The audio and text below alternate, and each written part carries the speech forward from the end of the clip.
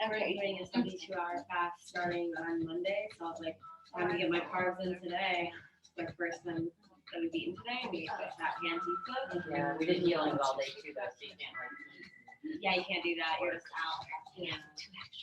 I had pizza today. Yeah. Oh, goodness. So we talked a little bit about it in the class, but I come from a Peruvian lineage. I noticed the Yeah. Peruvian. Yeah. I forget what that's called. Which one? The Mesa or, the Florida water? Is that what you're talking about? Yeah. I thought that was. This is from Peru. This is Okay. followed and made in Peru. Yeah. Yes. I'm sorry. So you have Peruvian. Yeah, so my lineage, so obviously I'm a white girl. So I'm not from Peru. I was born and raised in Brevard County, joined the military, and, had all my experiences. And when I got out, that's when I discovered my personal path. So let me turn this down just a little bit. So Sam's almost here, but she's heard this before because she's taken my class before and she works with me. So, so hi everyone, my name is Lauren, nice to meet you. I am a Peruvian trained shaman, meaning that my lineage comes from Peru. So my teacher is actually a shaman that was part of the Cuero Indian tribe, and they are ancestors of the Incans. And so the shamans about 500 years ago in Peru got a message from spirit that the Spanish conquistadors would be coming and that their way of life would be lost if they didn't go into the mountains. So for about 500 years, these shamans went into the Andes Mountains and lived completely isolated until about 60 years ago, when they got the message from spirit again to come down from the mountain, that it was safe and it was time to share their practices. And so when they started coming down, they got made fun of a lot from the locals in Peru because they're wearing, regular clothing. They have a normal life. And these people were coming down from the mountain that were dressed like from 500 years ago, wearing llama cloth and very brightly colored shawls and that kind of thing. And yeah. Oh, awesome. Perfect. So she's not missing much. And I hope you can hear me too. If you can't, let us know, okay? If she wants, she can turn her video on too. Yeah. I can hear you. I don't have video, but I have audio. Okay, cool. Thank you. Yeah, no problem. So let's see. So they came down and they started training people or teaching people the way of the shaman. So a lot of people, when they hear the word shaman, they don't actually, it's okay. Yeah, I'm so loosely talking. We're just happier here. Yeah. I didn't think you were. Jackie's like, just speak. Sorry, no worries. So, the funny thing is, about 5 years ago, if I would have told you I was a shaman, probably no one would know what I was talking about. Or they would think I was real evil or something. So as years have progressed, more and more people are becoming open to and willing to learn about different spiritual practices. And that's what shamanism is. It's not a religion. It is a personal practice. And shamans have mastered the way of moving their consciousness into what we're going to be moving our consciousness into this evening, which is the non-ordinary reality. So what makes a shaman is that all shamans, no matter what content, no matter what title they're called by, they're going to use their ability to move into altered states of consciousness or the tool of the journey to move into other realms, to speak with spiritual helpers, whether that be animals, the spirit of the land, the spirit of the building. There's no limit, really. That's mine. My thing, don't worry about it. There's no limit to what the shaman can work with. We believe that everything is energy and everything has a spirit. And so the difference between a healer and a shaman would be that a shaman moves and uses the journey to work with the helping spirits to help create more harmony or more oneness with source, God, whatever label you want to put on it, right? So the very first thing a shaman learns is how to journey. But it isn't a tool just for shamans. It is a tool for everyone. Like I said, no matter what content you look at, there's going to be some sort of medicine man or woman that serves and helps heal the community. And shaman, the word shaman just comes from the Siberian word saman, meaning the one who sees in the dark or the one who knows. So it's just one of the titles. But in other continents, it may be a witch doctor, a seer, oracle, medicine man or woman. It really just depends on which culture you're working with. So that's what a shaman is. So becoming a shaman, a couple of you asked me, like, how does that happen? So each culture is going to have their own unique way of discovering who is the shaman, but each culture has it. Some are through birth, whether that be their parents were a shaman and now they've chosen to step into that role, or whether it be by calling, having an awakening like I did. And then there's also formal training, which a person can choose to step into. I had a little bit of both. I personally had my spiritual awakening where I thought I was going crazy. I started hearing things and seeing things, and I didn't understand why. And, coming from the military, I was like, I'm legit crazy, right? In Western culture, we would say that person has lost their mind. Well, in shamanic cultures, we believe that this is a choosing from the spirit world, allowing that person to have access to beings or realities that they weren't aware of before. And with practice and with healing, that crazy person can become a gift to their community. So here I am, crazy person, here to help you guys, right? So my formal training took about 3 years to complete. It happened in stages. Again, this is traditional to Peru, and in other cultures, it's going to be different.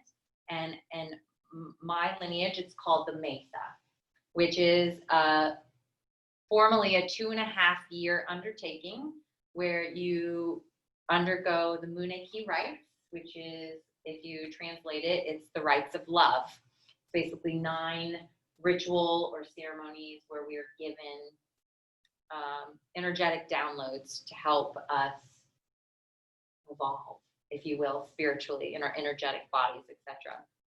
A lot of fancy smancy for learning how to connect with spirit deeper, learning how to move into our deeper consciousness with more ease, with more practice.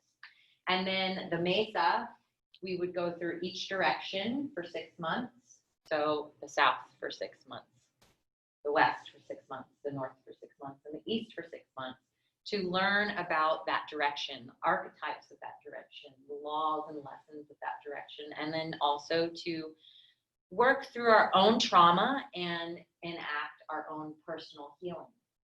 Shamanism is about empowering you. I don't heal you, you heal you. I'm just the middleman to help your connection with spirit until you're able to have that own connection yourself. So as I think you asked, can we actually do this? So like I said, through all cultures, it's an innate talent that humans have to move into altered states of consciousness. We don't all call it journeying, but we all do move into these other realms almost naturally. So let's see. Yeah, did any of you, other than you, I know you did for sure, have any of you taken my first class?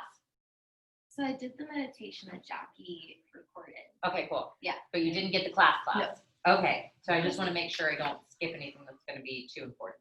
Yeah. Okay, so I'll tell you a little bit about the journey and the different things that you can do with the journey. Like I said, this is a tool. So this is something that I'm teaching you that I hope that you'll take with you and then do again and again and again in your own practice. Different questions with different destinations in mind, with different intentions. It's a healing within itself. So what I'm giving you this evening is a tool to put in your toolbox to become your own healer. So we're going to be going to Upperworld this evening. The reason I ask about Lower World is because there's some steps that you take every single journey, no matter where you're going. And those are incredibly important to learn in the beginning so that you are able to move into these altered states of consciousness with more ease. The more you practice them, the better you get at them, the more your body innately knows how to do it and the less effort you have to put into it. It's just like meditating. You teach your mind, okay, it's time to quiet. Okay, it's time to do this. Okay, it's time to do that. So almost like Pavlov's dog, once you start taking those steps, your mind is going to start switching into those theta waves and into the alternate reality with more ease. Okay, so what is a shamanic journey? Like we've talked about, it is an ancient method to move your consciousness into what we shamans call non-ordinary reality. These are other dimensions, realities, or universes that are always there. They're always accessible. Beings do live within them. They're always there, and they exist whether we visit or not. Now, it's an incredibly powerful tool because these beings are ready and willing to assist us. And the being that we will be retrieving today has agreed to be with you this entire human life and to support you on an energetic level until you have finished all of the lessons that you're meant to finish here. So that's super exciting. The first journey I typically take people on is to Lower World to retrieve a power animal, because you use a power animal in every single journey. So depending on how quickly we finish today, we may do 2 journeys. We may go get you one real quick, because I'm kind of feeling like a little crazy, so why not? And then maybe we'll go to Upperworld and retrieve your spirit guide. I've had a class where we did all 3. I But know, that was I all remember that day. one, yeah. So we'll see how much time we have. But so when I first started teaching this class, I always used to say the shamanic journey is practiced in a ceremonial context every time. Not true. From experience. So I encourage you, I highly encourage you, when you begin to practice the journey as a ceremony, as a ritual, take every step I give you until it's not needed. I followed my teacher's instructions to a T, almost to the point to where my guides were like, Lauren, we're already here. Why are you doing this? You're wasting time. We're right here. We want to give you the message. So once you get there, just kind of let it happen. But until you get there, follow the steps, because once you have your guides, you don't need to follow my rules. My rules are just the framework for you guys to get in and out safely. But once you've built your own relationship, once you've built your own inner knowing, you will know what feels right and what doesn't feel right, okay? But this is a partnership. So if any time after tonight, you go on a journey and you don't know what the hell just happened, or you don't understand what you needed to do, give me a call. I'll help you out, okay? But there is so many different resources out there. So non-ordinary reality, we talked about that. Sometimes it's called shamanic reality. What can journeys be used for? Okay, so in the shamanic worldview, these alternate realities or universes can be found in 3 very specific worlds. The underworld or the lower world. This is in no way, shape, or form related to hell. It's just our inner world. It's where our hidden aspects or our unconscious aspects are stored. Then there is middle world. This would be the universe or the reality that's almost superimposed on top of the world we live in today. So I might go to middle world if someone is experiencing like physical ailments or doesn't understand or is having experiences in their home, right? I may go to middle world and see if there's anything going on in the universe that's kind of right on top of it. And then there's upper world. So upper world is interesting because it has layers as opposed to the other worlds. In upper world, there's different levels, and depending on your need, you will go to a specific level. Today, we will be going to the level of our ancestors. So this world, to some, would be experienced as heaven, but it's not heaven. It's just another aspect of upper world. But this is where the master teachers, master healers, the spiritual beings, this is where they exist and where they kind of hang out. So this is where we're going to be going today to retrieve your specific spiritual guide.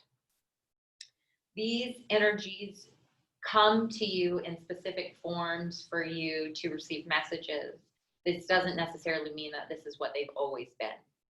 So they could have lived many different lives. Angels also can be found here, but angels are a little different than spiritual guides because angels have never incarnated as humans. So they have a different perspective as opposed to the spiritual healer or teacher that you may be receiving today that has incarnated as a human, so does understand your plight, if you will. They won't always be understanding though. Sometimes they're kind of assholes. But that's when you know it's a good spirit guide because they push you, they help you, but they're always going to want what's best for you. So what can a journey be used for? Is to develop personal growth, to understand why you're experiencing something, to find out why a pattern's happening,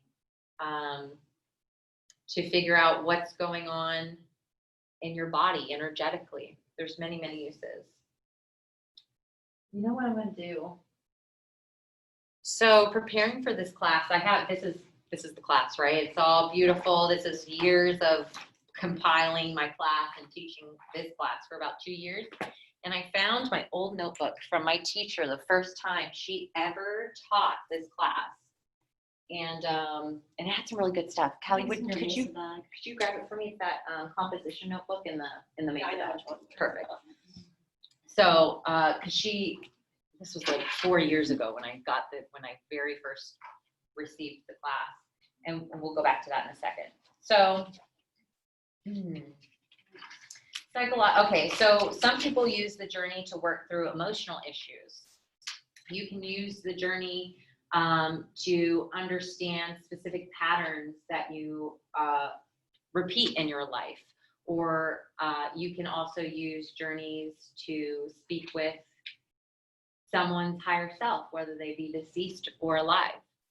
One of my favorite examples is when I was going through my personal healing. A large part of my personal healing was related to my family in this life and healing a lot of the trauma that I experienced with them.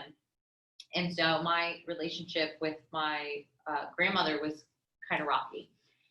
And there was no talking to her human, right? There's no talking to my grandma in this reality because she has a lot of fear based around what's going on, right? So I did an upper world journey and met with her higher self and explained to her what I would like for our relationship in this life and my explanation for why I was doing what I was doing. And her higher self gave me some beautiful insight and allowed me to understand my grandmother's perspective and the lessons that she needed to learn in this life as a human.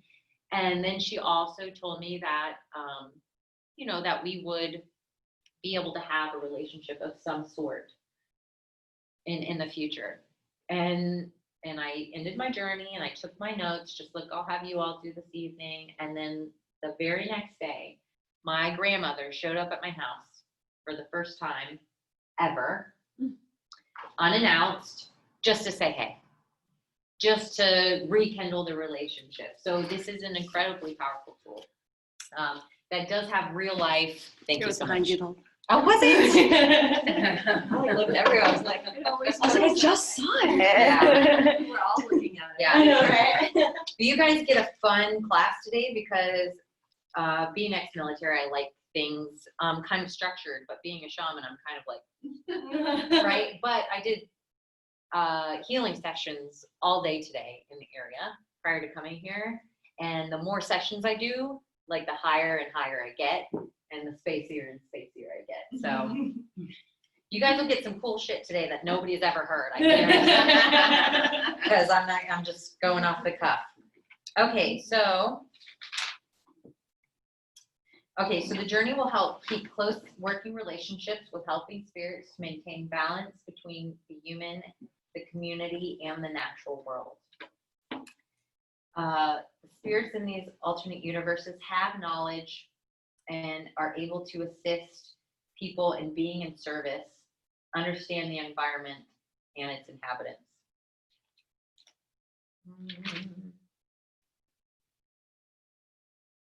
Career tribe, yes. After a journey.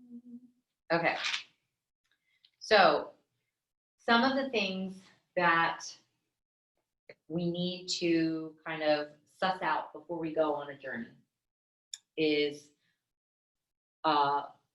why are you doing it? So the very most important thing for you to decide when you go on a journey is why. What is your intention? What are you doing it for? This is going to help you determine where you're going, what you're going to ask for, and the answer you're going to get. So the better question, the better the intention, the more profound the experience. Does that make sense? The more you need to know it, the more it matters to you, the deeper the answer is going to be. Next, we need to determine what's our vehicle? How are we going to get there? So your vehicle is going to be the thing that helps move your consciousness into this altered state. That being a drum or a rattle, chanting, singing, dance, plant medicine, what have you. Plant medicine is getting super popular these days. Everybody wants to go get real messed up and meet Mother Ayahuasca. And, you know, and that's great. And it's a wonderful, beautiful experience that I highly encourage people to have, but it is not the ideal way to journey. It is not the only way to journey. It is the way to punch past your barrier very quickly. However, it's not the preferred method. And it is incredibly healing. But most shamans, true shamans that practice, prefer not to use plant medicine to journey because the plant has its own spirit. It has its own agenda. It has its own message. And that's incredibly good when that's what you need. But sometimes we just need answers, right? So the vehicle this evening is going to be an extremely traditional method, and it's going to be the drum, because that's traditional to my lineage, and then the rattle is also traditional. When I do healing sessions, I use the rattle. When I do formal journeys, I use the drums. Both work. So in the future, when you decide to go on your own journey, you can drum for yourself, you can have someone drum for you, or you can look up drumming, shamanic journey drumming on YouTube. My favorite YouTube journey is by Michael Harner. And it's about a 30-minute drumming sequence. It's not fancy at all, but it will get the job done. So I prefer drumming because drumming, the rhythm of drumming is incredibly close to the frequency of the earth, or the Schumann resonance. And it helps move our brain waves into theta. And theta waves is where we have access to our unconscious and subconscious mind. What's that word again? I'm sorry? What Which word? Waves. Oh, the theta Theta. waves. Okay. Yeah, so there's alpha, beta, delta, Yeah. theta, right? Gamma. Gamma. There you go. We did a whole speech on it. So that was her part. That was not good. It's like, I'm on. She knows that part. So the drumming and the chanting and the rhythm, that's all just to move your brainwaves. That's what it's for. That's the purpose of it. Eventually, with practice, you're not going to need a vehicle. You'll just be able to intend it and it will happen. But the drum helps. We also, to help supercharge you guys into it, we do the drums, we do the bowls, and I play theta waves, binaural beats, to help move you into that. So you can do that on your own, but eventually you won't need it. There's sometimes where I'm like, God, I don't want a journey right now. What do you want? So you'll begin to, like I said, like Pavlov's dog, you're going to condition your mind and condition your body, condition your consciousness into, this is what I want to do. This is what we're going to do. Okay, we're doing it. So the vehicle.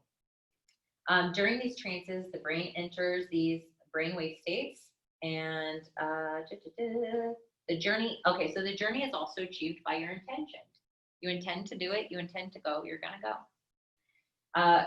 We have an innate ability as humans to do this. We've been moving into altered states of consciousness since the beginning of time. It's been documented on Paleolithic walls in France. So, and then the Buddhists have it, and who else has the very, the yogis. You guys. I was like looking at me Like they're here. What are you talking about? Yeah, so if you look at these different altered states in different religions and spiritual practices, you're going to start to notice there is an incredible similarity. And it is because we're all viewing the same energy, we're just interpreting it in our own culture. So that's what I found when I started practicing shamanism and learned my culture's practice, and then began studying and learning other cultures' practices and other shamanic ways of doing things. And it's like, oh my God, it's the same energy. It's just a different label. It's just a different word. So, How did you get guided to Peruvian shamanism? okay, so I got out of the military, like I told you, and I started practicing Tibetan Buddhist form of yoga. And I literally never ever heard the phrase, you don't need to do anything else, you're enough, you're perfect just the way you are. And that was altering for me, right? Life-changing. First 3 yoga classes, like I cried the whole time. And then I started having these realizations like, wow, I'm really not happy. Wow, I'm really not happy. I have everything I should have that would make me happy, but I'm not. So I started kind of searching and looking and kind of putting it out to the universe. I don't know what the hell I'm looking for, but I need whatever this thing is that's going to help me find my purpose or my path or my happiness. And so, I did what every normal person does, and I went to go see a psychic. Because that's what normal people do, right? But I had tried everything else. I had tried counseling. I was on all kinds of medication because I was diagnosed bipolar. I was diagnosed complex post-traumatic stress disorder. I was an insomniac. I was depressed. I was all of these things, right? I had all these letters attached to me, all these labels.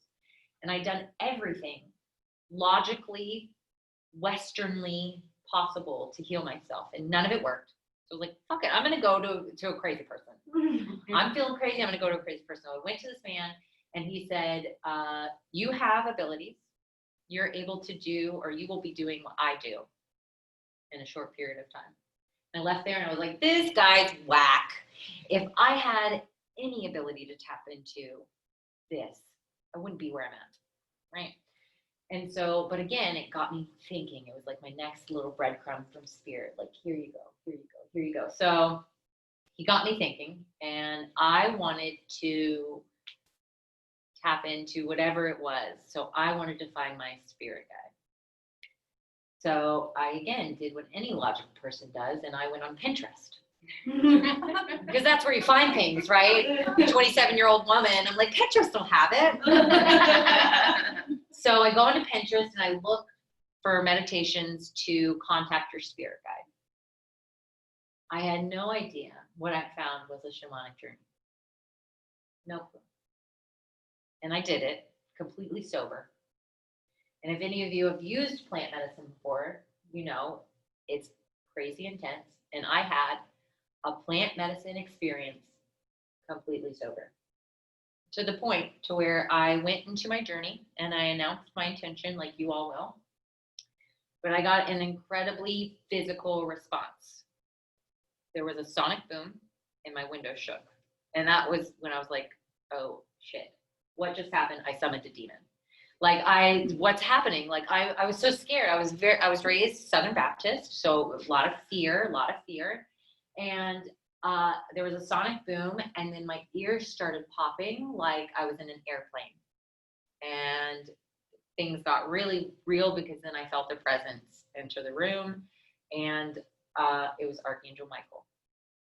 And he communicated with me telepathically, and there was a long exchange of him kind of calming me down and explaining that, you know, what I was taught isn't the whole truth, and that I have a purpose, and that everyone has a purpose, and that my purpose is to help people discover their purpose.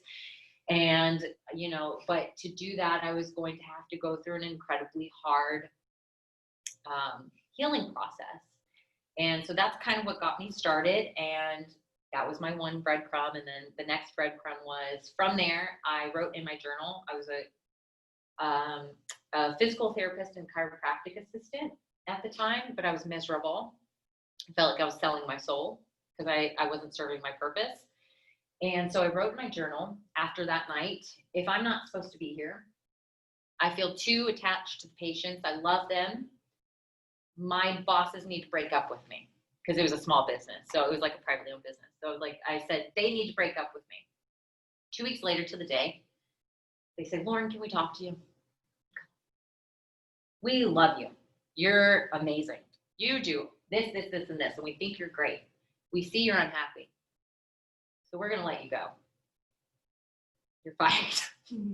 And I remember sitting there bawling, being like, I did this. I asked for this. Like, this is because of me.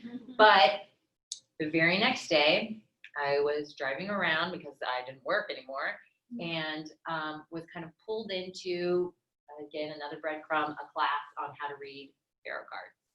And I was like, oh, this is a great way for me to connect with my spirit guide. I just found a deck, and it was an Archangel Michael Oracle deck. And I was like, this is amazing. I want to learn.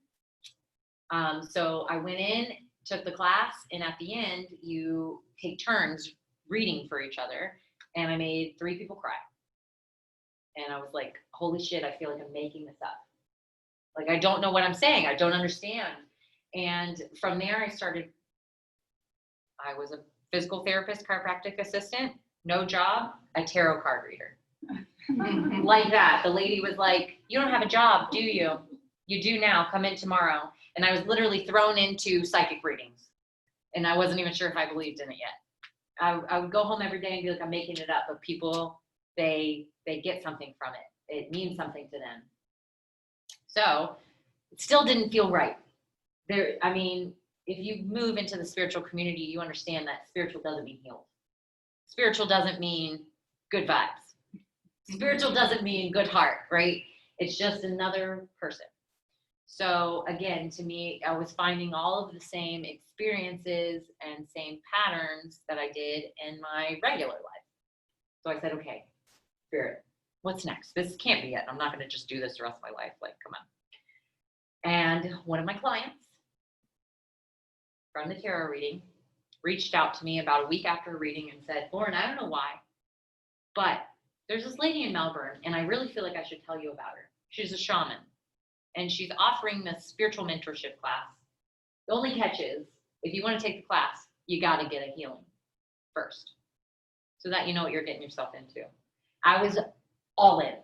I'm like, yep, this is it. Like, absolutely. And I jumped head first in. So that's how I got into Peruvian shamanism. My teacher threw the breadcrumb of spirit, giving me the next step, and then giving me the next step, and giving me the next step. I found my teacher, Shannon. I had a healing with her. I had no idea what to expect. Again, I was completely shocked that she was a white woman. And I don't know what I was expecting, but she was just a lady from Cocoa. She was a hospice nurse at the time, full-time hospice nurse, part-time shaman. And she was teaching this class, and I had my first healing, and it felt nice on the table, and I felt super spacey afterwards. And then my life started changing. Just literally, just like that, my life started changing, and it was all so incredibly linked with and so blatantly connected to my healing. So I just kept going back. So every 2 to 3 weeks, I just kept going back to her for like 6 sessions until I was like, okay, I need a break, I need a breather, I need a break, but this is amazing, and started having real shifts. And she was like, I need a student. I need a healer. Let me teach you. I'm going to start teaching the Mesa. I need an assistant. Let me teach you first. Let me practice on you, and then you assist me in me teaching. So that's how I got into Peruvian shamanism. I just kind of asked Spirit, what's next? What am I supposed to do? Because what I was getting wasn't enough. And shamanism, I think, worked for me because it's not a religion. It's not one book. It's not one person. It's not one source. It's you connecting to the universe and having access to all of it. And so I'm not limited to one belief system or one way of doing things. Now, there are traditions, there are ceremonies, there are rituals that are in my lineage, and I follow those for respect and out of respect. But it's almost like once you get your own rhythm and once you get your own connection with spirit, you don't have to do it anybody else's way. And so that's the beauty of shamanism is I'm going to give you the tools tonight, but then you're going to take it and make it whatever it is to you. So that's incredibly powerful. What was I talking about? Roll my story. Yeah, whatever. You want to teach my journey now? Yeah, let's do it. Okay. So what can you expect during a journey and after? So each and every person experiences a journey in their own way. Whatever spiritual sense is strongest to you, that's the way you're going to experience the journey strongest this evening. So just because you have great eyesight physically doesn't mean you're a seer, right? So just because you have poor eyesight doesn't mean you're not going to see this in Technicolor. However, this isn't going to be like a movie because you're not watching a movie. You're going into another dimension. You're going into another reality. It's going to be unique. So I'm just going to read these real quick just to make sure I cover everything. And then if I feel like I haven't, then I'll talk again. Okay, so the way each journey experiences the places they visit is different. One journeyer may see really well in a journey and another may not see at all. The journey will often be experienced both you being in the room and you being in the alternate reality. Their soul is in two places at once. So your soul is going to be here, your spirit is going to be here, and your soul is going to be somewhere else. So we, in the shamanic tradition, we believe that your spirit is what keeps you in your body. It's your anchor, and your soul is free to go and come as it pleases. In cases where the journeyer experiences nothing visually, they may have more of a knowing where they are and the people and animals. So when I first started, I didn't see anything. I'm more of a knower. So I would follow my teacher's voice, and I would know when I was there. I would know when there was a presence. I would have a feeling or an inclination. So just be open to the experience that you have this evening. You may only hear, you may only see, you may only feel, you may only whatever, or it may be a mixture of both, or it may come and go. Just allowing yourself to flow with and accept the information as it is. Don't try and dissect it too hard when you're in the experience. We'll have time to do that after. Yeah, the senses that are predominant in the individual's daily life may not be those which are the strongest in the journey. In some cases, it can be difficult for the journeyer to accept that what they are experiencing is real or valid because it does not have a visual component or because it is different in a sensory way.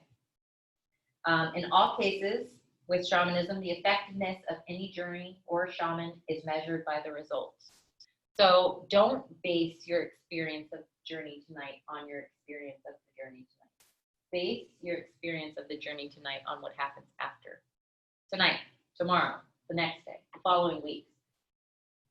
There is sometimes these huge aha moments in the journey, but typically you get some information there and then it integrates and you start to see it reflecting in your outside world. Like, what's another good example? Okay, so I have 3 daughters. My last daughter is 2. My middle daughter is 10. What's that tell you? Okay. Took a while. And I thought I couldn't get pregnant. We tried for a very, very long time. And I went on a journey. So actually, I didn't get pregnant until after my very first shamanic healing. I got my first shamanic healing and then I got pregnant. So, but I went on a journey and I was told that I was pregnant, but I didn't remember it. I went on the journey and I was told, I didn't remember that part. I remembered a bunch of other stuff and I came back and I was like, oh, that was so cool. That was an incredible journey. 2 days later, I'm in Walgreens and I'm walking down the aisle and I look at a pregnancy test and bam, my guy telling me I'm pregnant, that I've done what I'm supposed to do and I'm getting this gift, blah, blah, blah, blah, blah, blah. Like, shit. Grab the pregnancy test. So tonight, when you're finished, you're going to take notes of everything that you can remember. You're going to write it all out, all the details, the colors, the sizes, what they've said, what you felt, all of that. But things may come out in layers, or things may not make sense in that moment, and then they make sense later because something has to happen for them to make sense. So just be open to the experience. If your, right side brain wants to be super logical and think, I'm making this up, I'm making this up, I'm making this up, just agree. Fine. I'm making it up. Whatever. Because 2 days from now, when Bozo the Clown knocks on your door and says, surprise, I'm here, and you're like, holy crap, that happened in my journey, you're going to know you weren't making it up. So the proof is in the pudding. Don't worry about what you experienced tonight. Worry about what happens after, okay? After observing the effect and the effectiveness of the information they receive, a journeyer will often see unexpected, powerful results over time, and in some cases, immediately. Like I said, there have been times where I've been on a journey, like with my grandma. I had a healing moment. I was at peace. I understood in that moment, right after my journey, that my grandmother is not going to change in this life. She's not meant to change in this life, and that's okay. So it was incredibly profound and healing to me in that moment. But then the very next day, it was even more profound and even more incredible in a different way. So just be open. Said all that. We talked about the 3 worlds. Okay, so I'm just going to talk about, again, very shortly, the uses for lower, middle, and upper world, because it's important. So lower world is related to our past. So why would we want to work with our past? It's important to work with our past in order for it to no longer affect our future. So we go to lower world to understand, to heal, and to integrate our past. We go to upper world for our potential and our future. This is where we can find out things that we can learn, or things that we can do, or the possibilities that we have available to us. Yes. Is your power animal associated with your past? If you go to lower world, It can be, yes. part of your past. Oh, absolutely. Yes. But it will, so the difference in power animals and spirit animals, per se, is a power animal, even though it may be related to your past, it's with you always. So it's there for your entire lifetime, as opposed to a spirit animal that may be tied to your past, but is just coming as a messenger for that moment. So your power animal may be linked to or a result of your past, but it's with you until you pass. And a spirit animal would just come to you and give you a message. Does that make sense? Mm-hmm. Okay. Okay, so, and then upper world is about our possibilities. So how to step into that. Upper world, like I said, has different levels. The first level is the stone, the world of stone. When we move through this level, don't touch anything. You can look, you can observe, but you don't want to interact with anything here, because it's a slow moving universe. Stone. There's stone people, and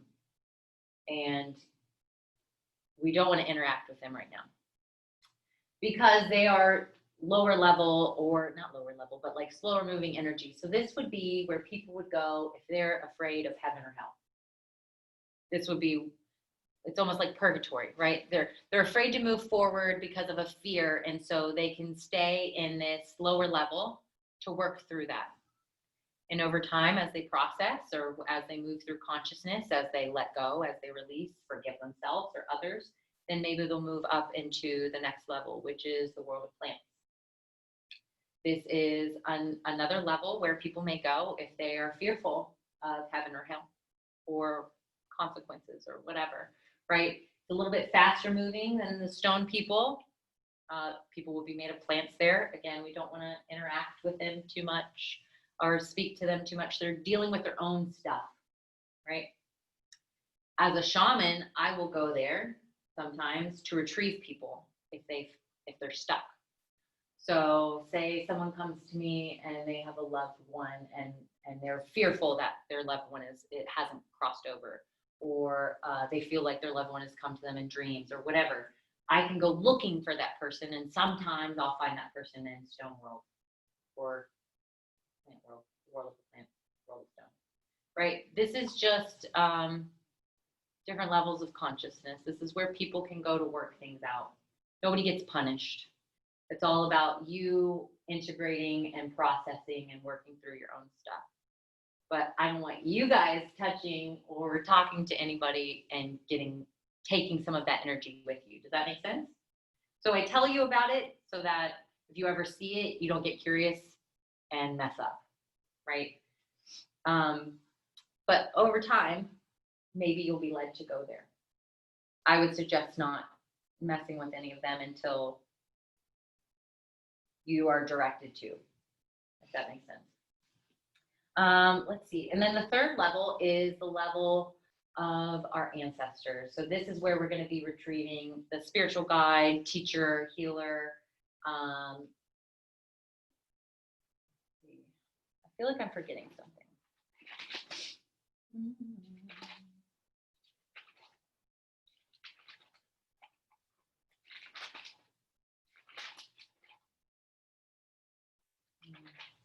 Stuff is so old.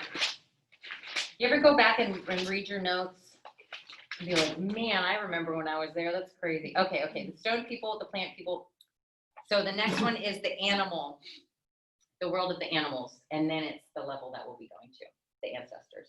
So the next level after plant people is the world of the animals, and even more movement here, right? Even more higher consciousness, even more higher vibrational energy. But we're going to be going to the fourth level, which is the level of the ancestors, healers, and teachers. The level beyond that is the way that it was described to me in most books and about journeys and stuff like that. They're not going to talk about this higher level. I think it's almost to see if people get there or to see what they experience. But this is where we say this is the realm of the shamans, or like this is the highest consciousness. This is where I would go if I was wanting to access your Akashic records or understanding what your soul purpose would be. But again, most of the work you'll do in Upperworld is going to be on the world of the ancestors, or the fourth level. So when I'm instructing people or teaching people how to move through and into Upperworld, I always say move through a minimum of 3 levels.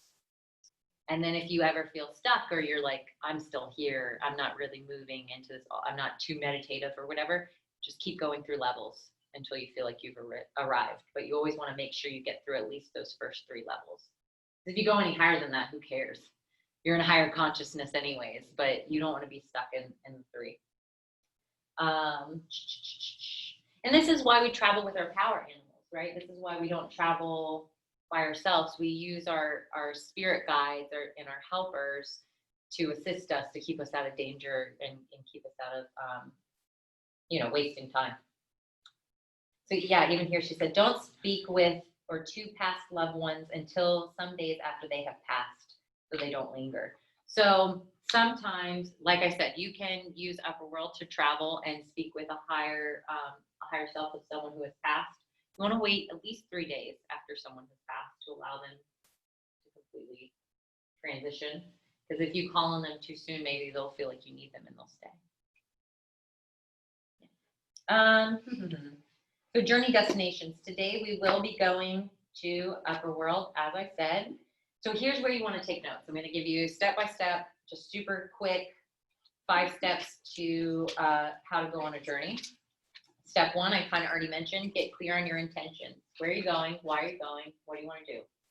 Today our intention is going to be, we're traveling to Upperworld to retrieve our spiritual teacher, healer, or guide. And we'll just kind of leave that up to spirit as to which we need most for our highest and best. And I'll tell you this, you can have a plan all day long, but if spirit thinks something better, that's what's going to happen. So go ahead and plan your best, but leave it up to spirit because that's what's going to happen. Step 2, pick your vehicle. How are you going to get there? Are you going to drum? Are you going to listen to a recording? Are you going to have somebody like me come over? And then you're going to go. Step 3 is you travel. You do the journey, which I'll give you step by step here in a second. And then while you're on the journey, step 4 is you're going to listen for the call back. So when you're going by yourself, the recording or the person is going to have a time limit. So on the 30-minute YouTube journey that Mike Harner has, it's faster beat in the beginning and then faster beat at the end. This is your going and coming rhythm. The faster helps move you in and out.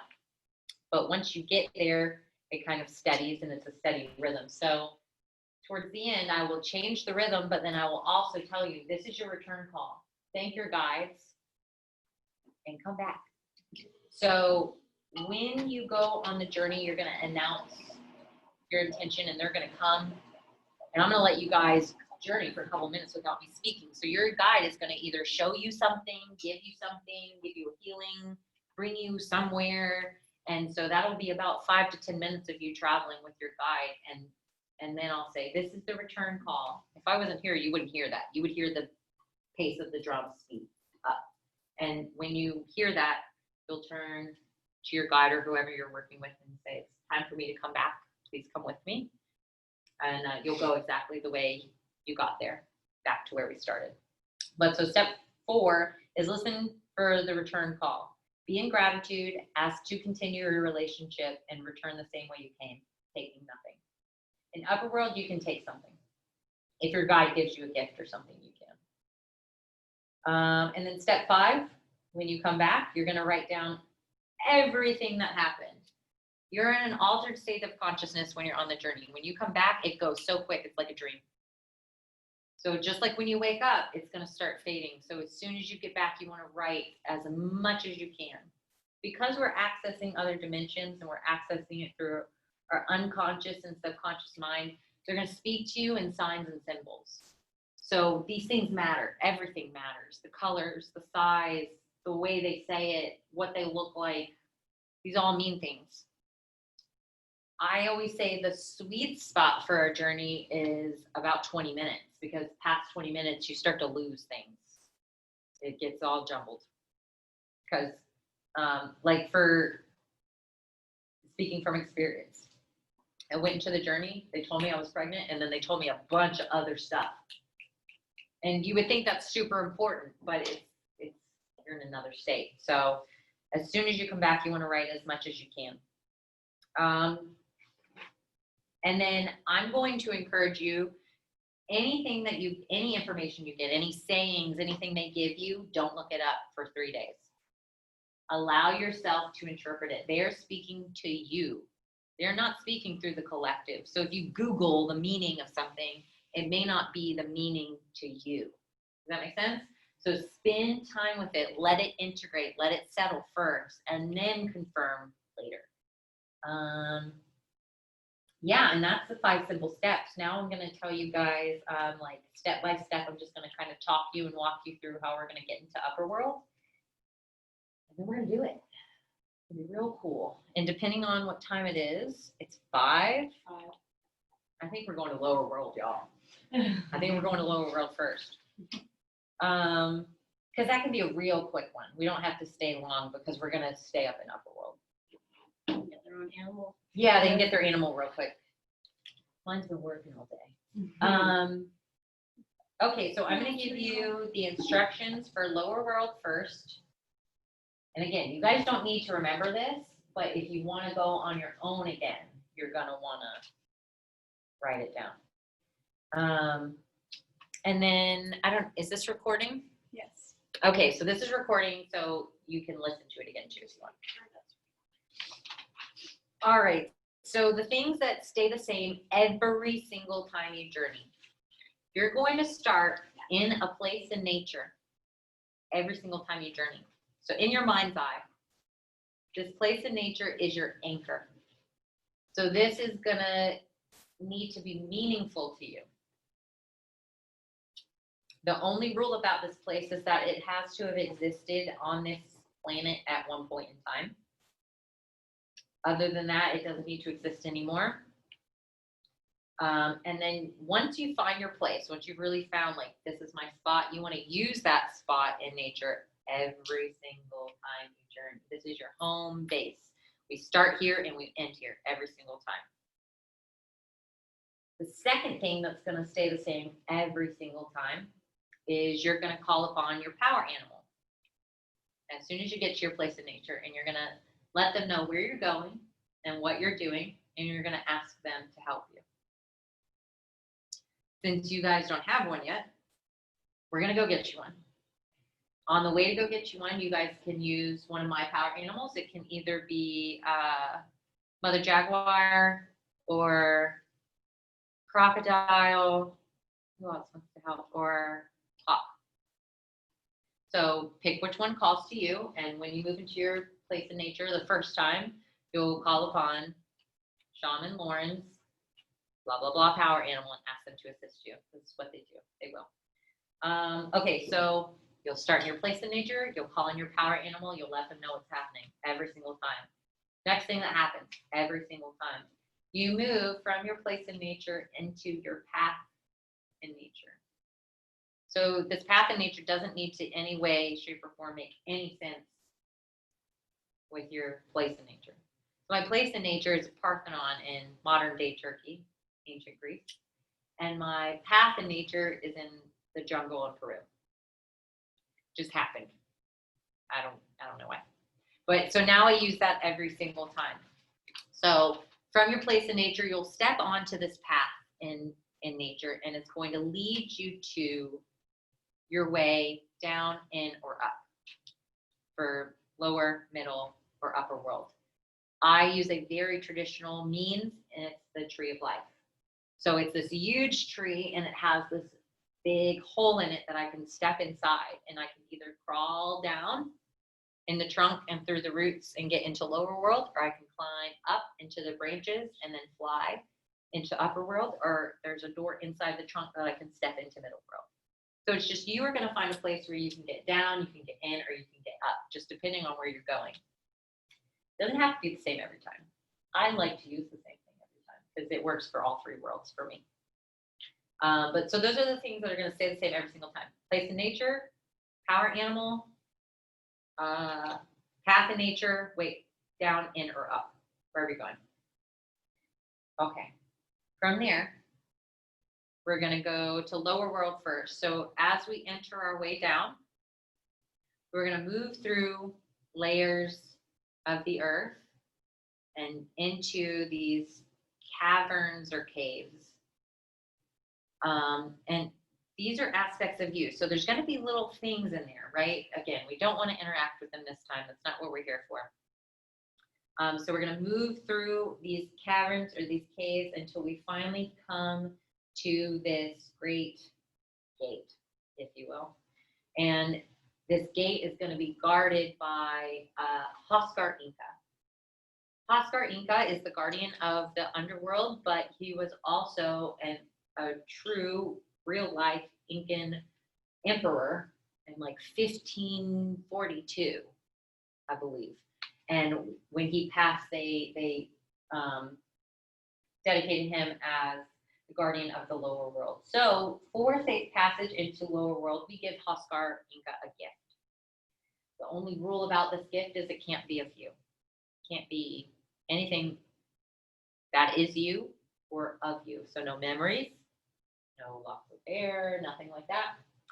I give him money sometimes. Sometimes I give him apples or oranges, whatever, right? You're just going to give him a gift or an offering for safe passage. This is just in good tidings. And he is going to look at you and either grant you passage or he's going to say no. If he says no, you need to ask him what needs to be done or if steps need to be taken for you to continue on the journey today. If there's nothing to do, if there's no steps to take, not your data journey. This is literally never happened in a journey class. And it had literally never happened to me until maybe, I feel like 4 or 5 days ago. And I understood like logically and like conceptually why, right? My teacher was always like, energetically, you're not supposed to go down there that day. You need to either work on something or you're not prepared for something or, right, whatever. And so when I went down, like I always do, to meet with Oscar Inca, he said not today. And I couldn't understand why. And it made more sense later on. But so if he says no, relax, chill out, come back another day, journal, try and figure out what it is that is keeping you from being able to integrate this. But I've literally, that's going to be very rare. I've been journeying for over 4 years now, and it's happened to me once. You guys won't have to. If it does happen, you can always reach out to me though. There are times where people in the journey say, Lauren, I got this far and then I couldn't see anything else. Don't worry about that. Listen to my voice. Just follow along. Just experience what you experience. I promise you're getting exactly what you need. Some people fall asleep. That's okay too. Everything is exactly as it is meant to be. You're going to get exactly what you're meant to get, whether you're conscious for it or not, because you set the intention. Okay, so we're going to meet Oscar Inca and we're going to give him a gift. He's going to say yes. And when he does, the gates of Lower World are going to open.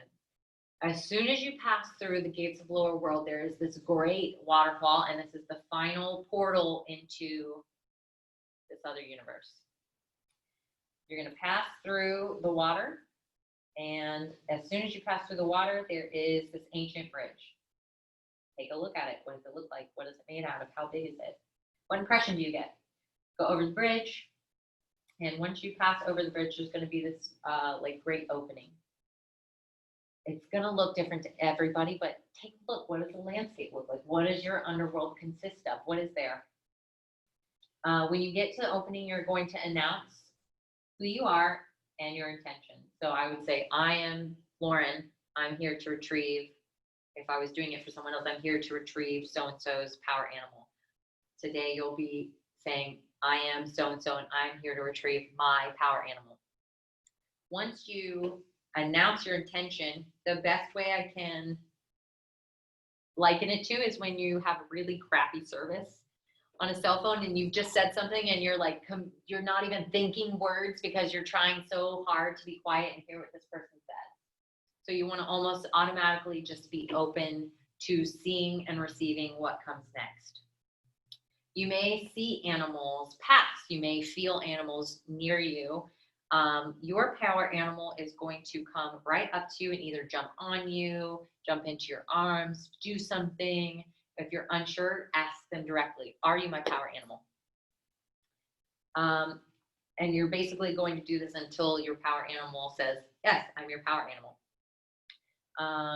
Then you're going to receive. So when you receive your power animal, you're going to say yes. This is when it gets fun. You want to find out their sex. You want to find out their name. You want to find out why they're with you, what message they have for you, or their purpose in serving. And then you're going to ask them to come back with you. So when you retrieve your power animal and they say, yes, I'm your power animal, you're going to receive them and bring them back. So you'll place your hands out like this, and your power animal will either put something, breathe something, you're going to receive some sort of gift from them. And you're going to take that gift and place it into your chakras. And this is how you're going to take them out of lower world. Lower world is the place you never take anything out of, ever. Ever. I felt like, so the only thing you're going to take is your power animal, and it's going to be within you. That's the beauty of the waterfall. When you receive your power animal and place it into each one of your chakras, normally I'd say stay, play, go with them, let them show you things. But since we're going to Upperworld, we're going to turn around, we're going to come right back. So you're going to receive your power animal, and you're going to turn around and leave. You're going to go over the bridge and through the waterfall. The waterfall is meant to keep anything in lower world in lower world.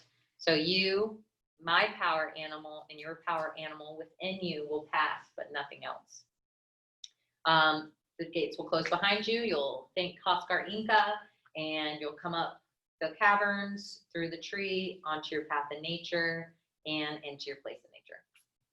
I'll bring you back for maybe 5 minutes, have you write down your experience, who your power animal was, and then we'll regroup and we'll do Upperworld.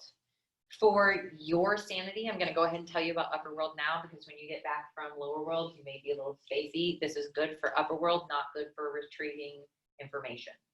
So I'm going to tell you now, you can write it down, and then when you go to Upperworld, you can just have fun, experience it, and then when you come back, you'll write everything, and then we'll share our experiences if you want to share. When you're traveling, so when you're doing your journey, I am taking responsibility for you. So if at any point you become afraid or anything is weird in your journey, look over and you'll see me. I'm with all of you. I have to go with all of you. So I'll always be there. Some people, when I didn't tell them, they'd be like, I swear to God, I saw you. It's so weird. So I am there. And there are times when I'm drumming where I'll feel like someone needs me or someone feels stuck, and I may come by you and just support you in that way. But I will be with you, so don't be afraid. You're going to have your power animals and my power animals with you, so there's nothing that's going to harm you. Okay, Upperworld. We start in our place in nature. You're going to have your power animal at this time. You're going to be like, wow, thanks, power animal. I'm so glad I retrieved you. Time to work. We're going to Upperworld to retrieve a spirit guide. You'll take your path in nature. You'll find your place up. It's great if your power animal can fly, but if not, that's okay. You can float. You can crawl up a rainbow rope. You can ride an elevator. You can take stairs. You can grow wings yourself. Whatever you need to do, but you're going to find your way up. You're going to pass through the clouds, and then you're going to begin passing through these levels. We're going to go through a minimum of 3. Remember, we're going to observe, but not interact until we get to that final level. When we come to the gates of Upperworld, we're going to reach in our pocket, and there's going to be a key. You want to pay attention to what this key looks like, what shape it is, what size, color, all of these things, again, they matter. And you're going to place the key in the gate, and the gate will open. If it doesn't, you're going to ask why. What do I need to do? What steps do I need to take to enter? It's not going to happen today because we're going in for a different purpose. Okay, so gates are opening. Sorry, guys, I'm there. Gates are opening, and then there's going to be one more final portal. Just like for Lower World, the waterfall, this is going to be a different type of portal that you're going to have your own experience. But this is going to be the final threshold that we cross through before we enter Upperworld. When we cross this final portal, we're going to find ourselves on some sort of cliff tops.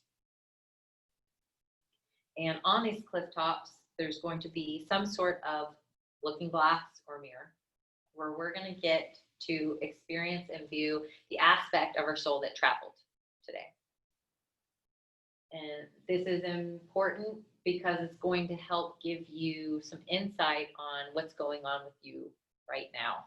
So maybe it's something that you need to work on. Maybe it's a strength. Maybe it's something that you weren't conscious of before, but it's going to give you in some way a message. After you've seen this aspect of your soul that's traveled, we're going to turn and we're going to announce to Upperworld our intention, which is I am your name, and I'm here to retrieve my spiritual guide, teacher, or healer that serves my highest and best in this moment. You can word that however you want. Basically, I want you to retrieve the guide that you need the most right now. The one that's working with you the strongest. The one that can serve and assist you the most. And then you're going to wait, just like you did for your power animal. And they're going to come to you.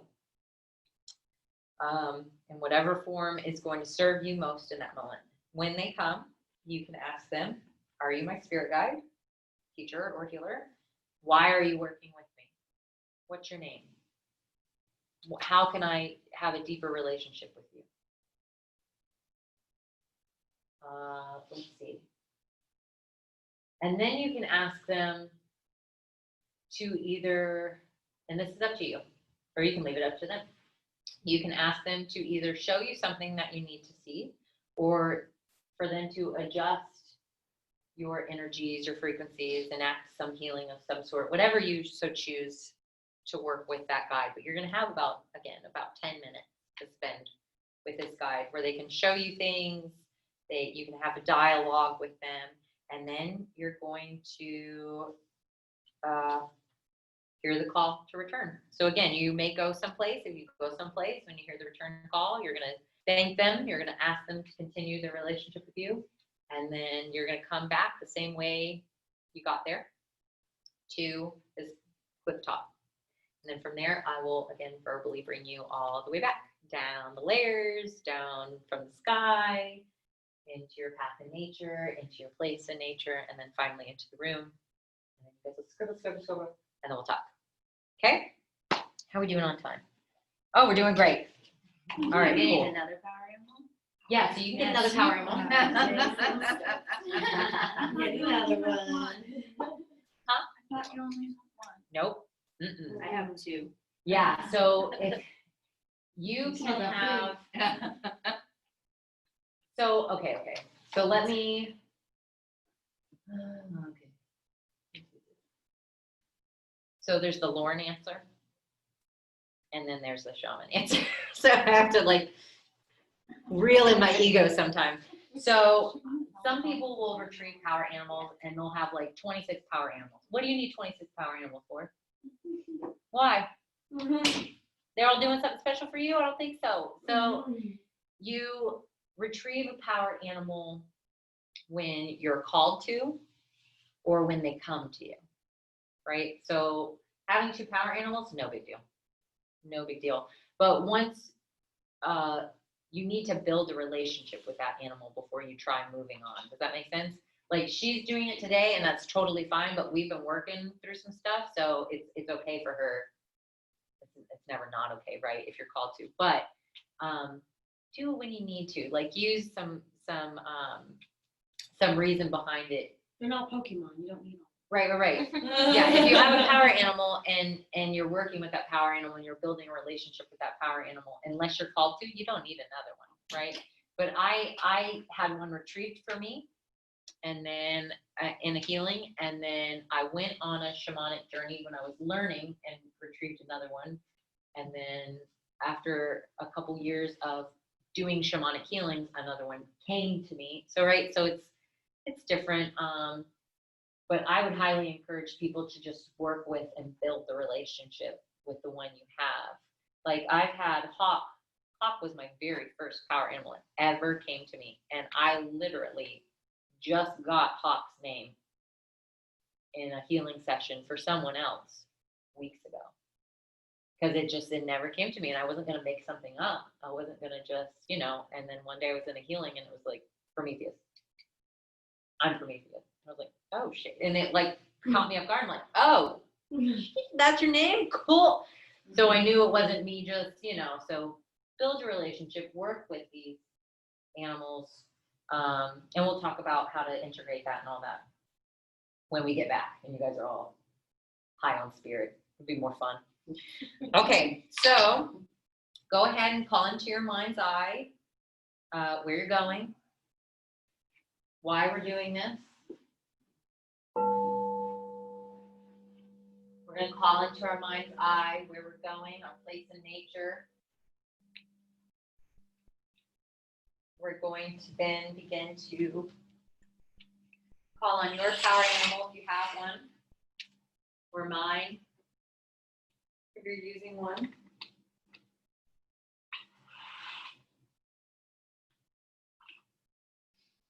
Telling them your intention and asking for their assistance, allowing them to respond.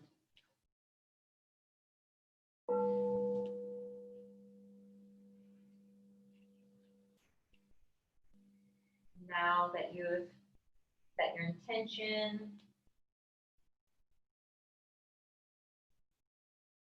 begin to focus your mind on the journey.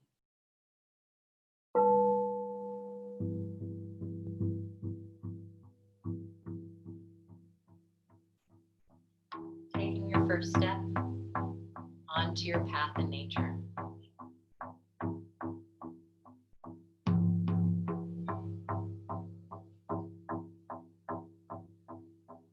With every step, deeper and deeper onto your path, the deeper your consciousness goes.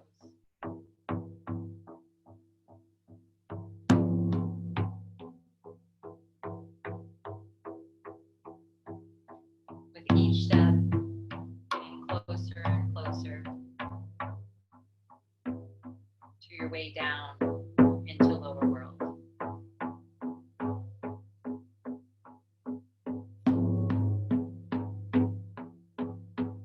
Taking another step deeper into the woods or your place in nature. Do you finally find that way down?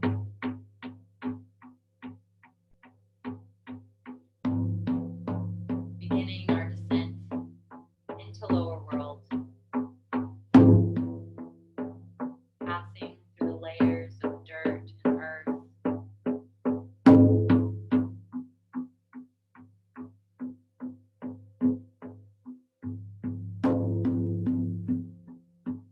coming past roots, large and small, moving our consciousness deeper and deeper.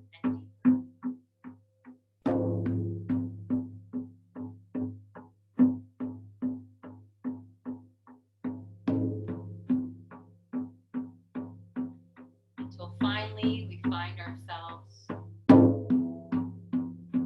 in deep, dark cave.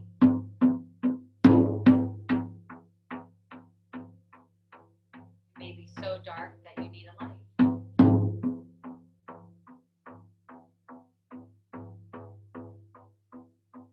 You can create a light, or you can find one.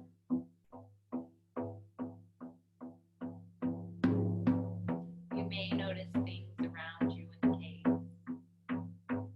Just observe and continue moving forward.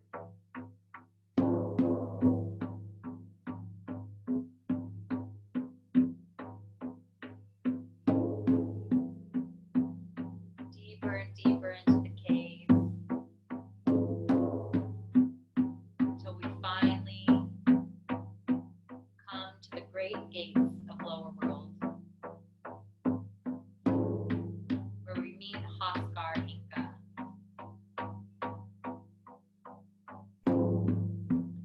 Present to him your gift for safe passage.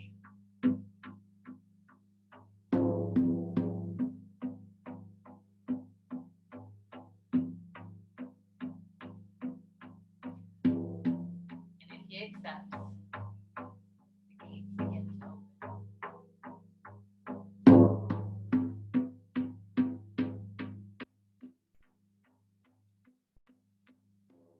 As the gates open, you see the great waterfall in front of you. Without fear, step through the great waterfall.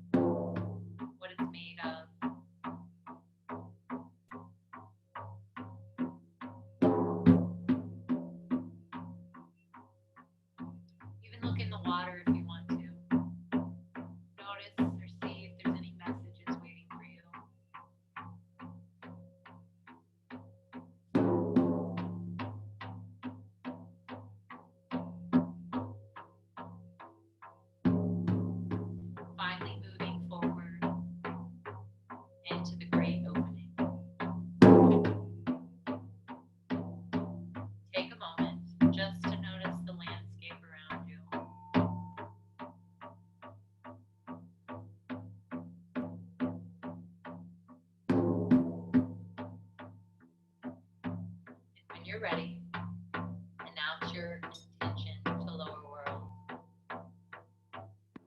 Be ready to receive.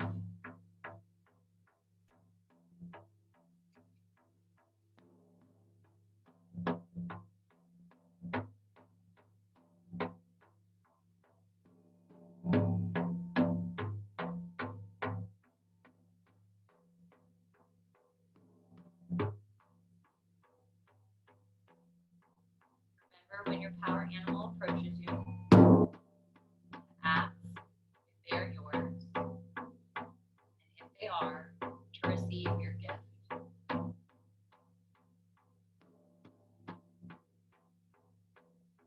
Placing this gift into each of your chakras.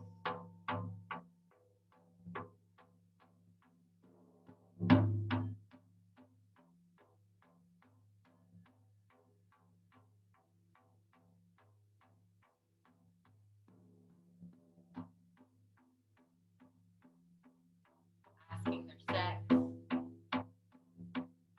name, and their purpose.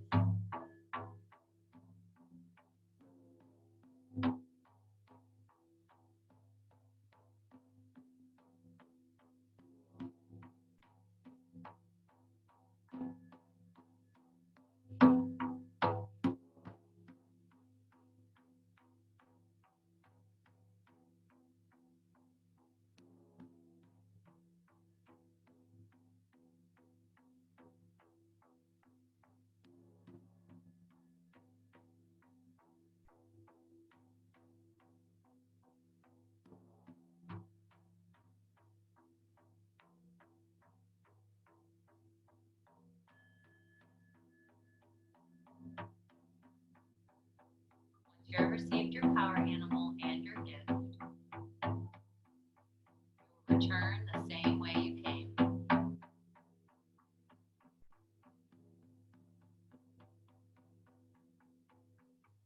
Turning from the open space, crossing the great bridge.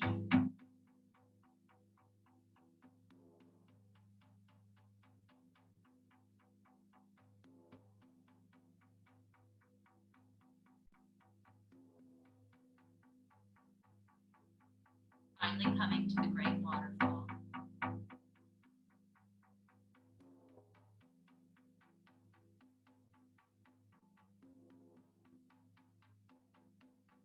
Passing through the great waterfall, you, your power animal in mind.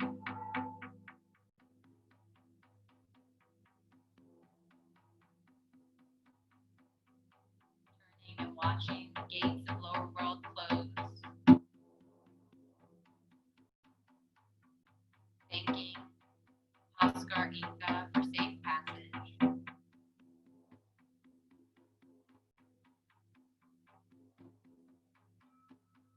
Quickly now, moving through the caverns and caves.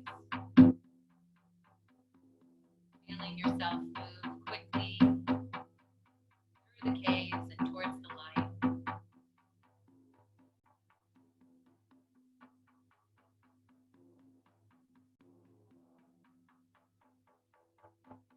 Finally reaching the end of the cave. Moving upwards now.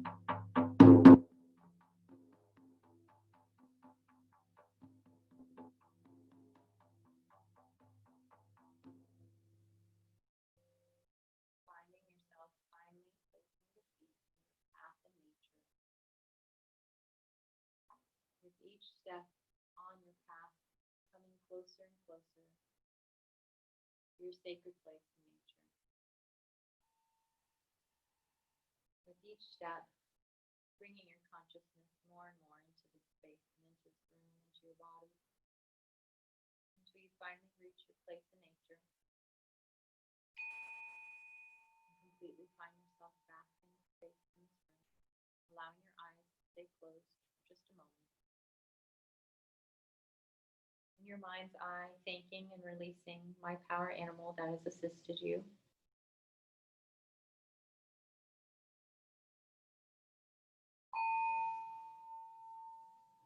When you're ready, completely and totally moving your consciousness into the space, opening your eyes, writing down any notes or any messages you may have received from your power animal quickly and quietly before we move on.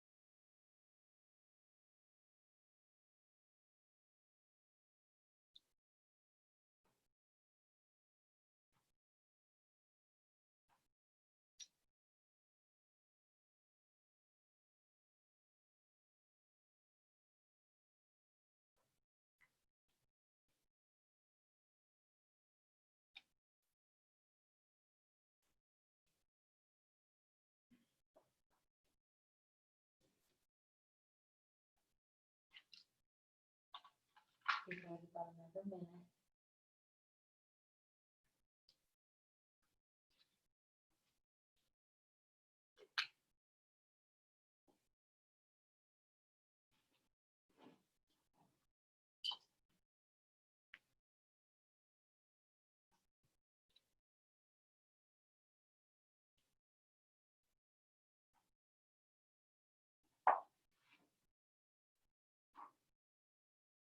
And everybody was able to retrieve a power animal. I had two wanted to come. That's okay. That happens sometimes. I got one. Okay.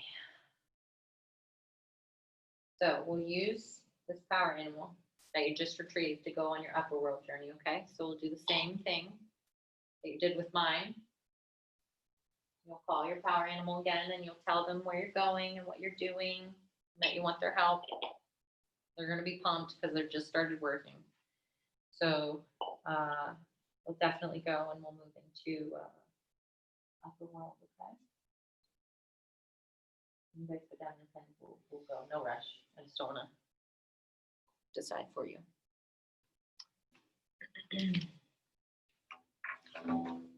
How was that, Joanne? Could you hear me? I could. Okay, I'm always concerned about the drumming in my voice, so I'm going to walk around this time and I'm going to try and make sure that I stay in voice range for you. Okay, great. I appreciate that. Okay.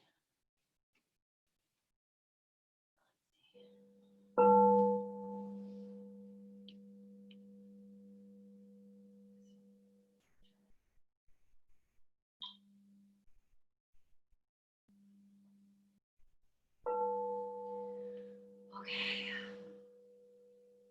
Centering yourself. Calling into your mind's eye, your intention once again. Journeying to Upperworld to retrieve your guide.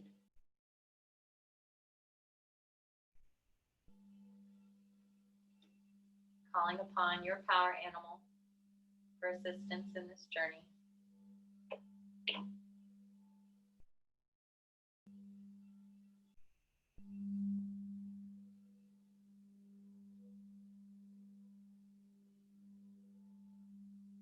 Once they've accepted, we begin.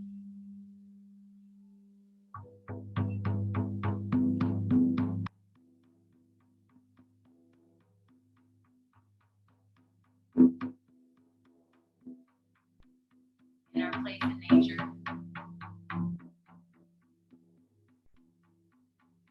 with our intention at the forefront of our mind, begin stepping into our path in nature.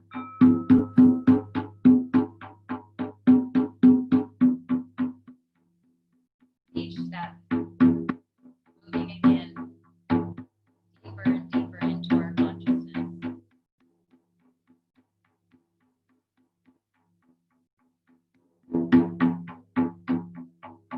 Each step noticing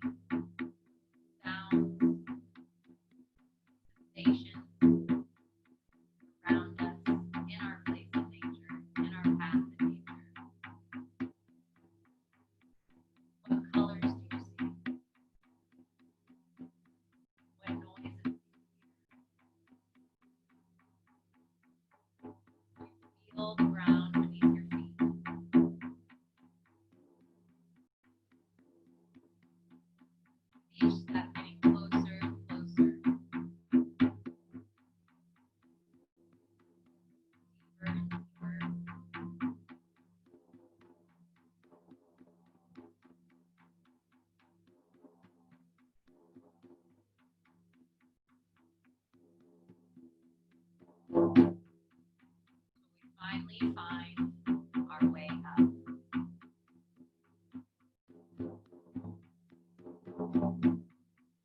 Slowly beginning to rise. Becoming eye level with the tops of the trees.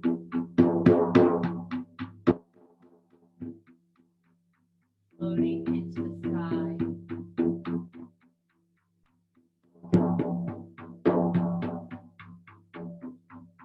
Passing the clouds, moving through them.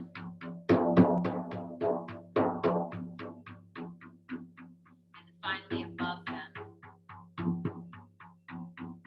Passing through our layers of atmosphere. Moving into the other world.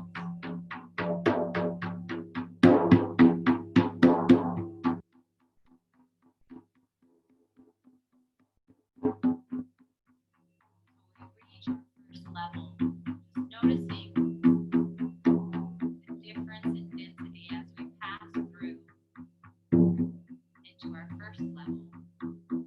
Just noticing what this may look like. Feeling ourselves still rising, continuing to move upwards through the levels. We begin to cross through our second level.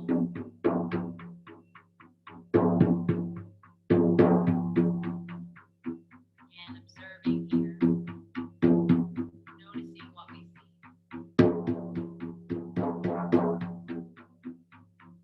We're continuing to move upwards.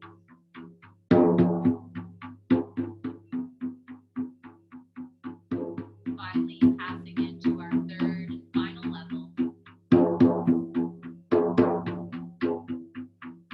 Noticing what it looks like here. Finally,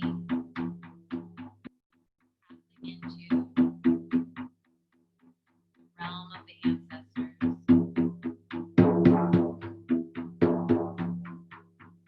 Where we find the gate. Reach into your pocket and receive your key.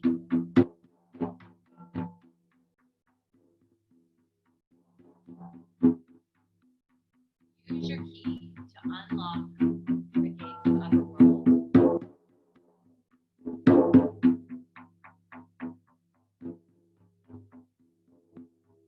As the gates open, notice the final portal.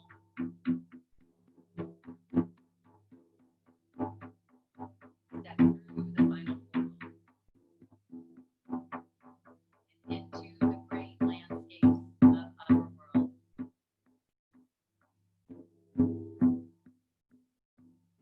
Turn and find your looking glass.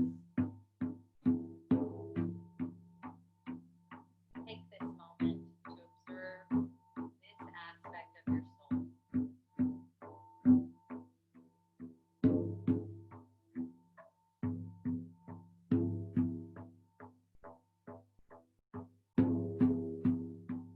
Notice it.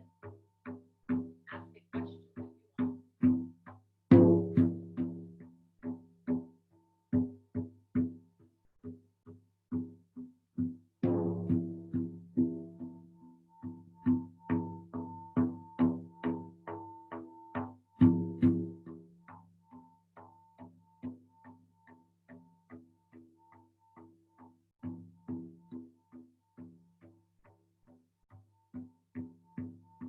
When you're ready, it's time to receive your guide. Turn from the looking glass and announce your intention to Upperworld.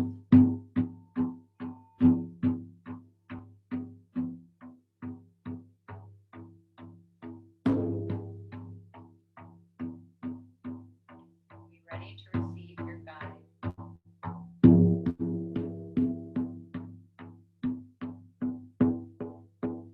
Once you have received your guide, do not forget to ask their name, their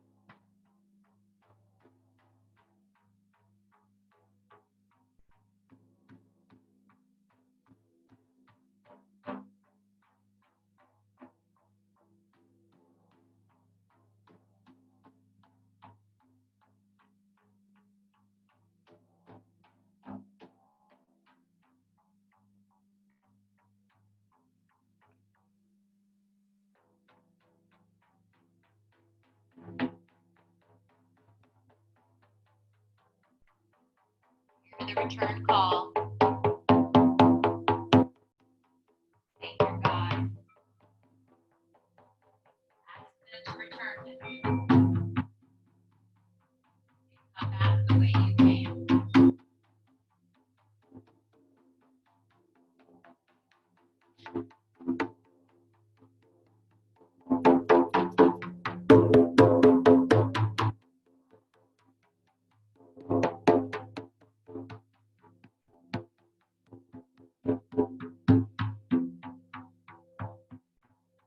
Finding yourself back at the edge of the cliff,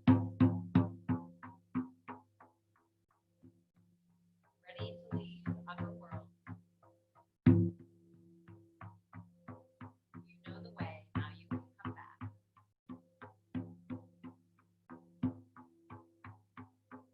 Turning and moving through the portal,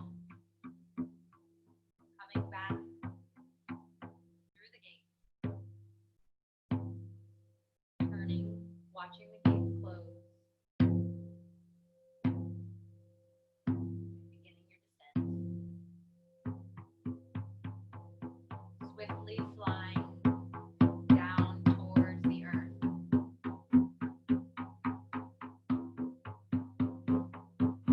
Passing through the third level once again, merely observing, feeling the differences, feeling the resistance and the change, moving through into the second level. Again, just noticing and observing.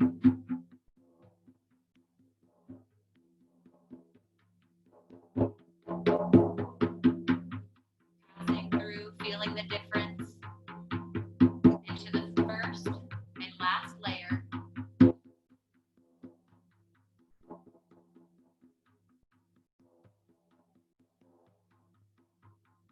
Passing through, moving into our atmosphere.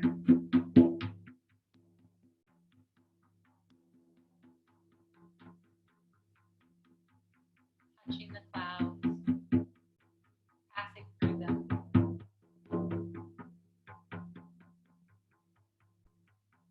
Coming closer and closer to the edge of the tops of the trees. Passing through the trees. Finally,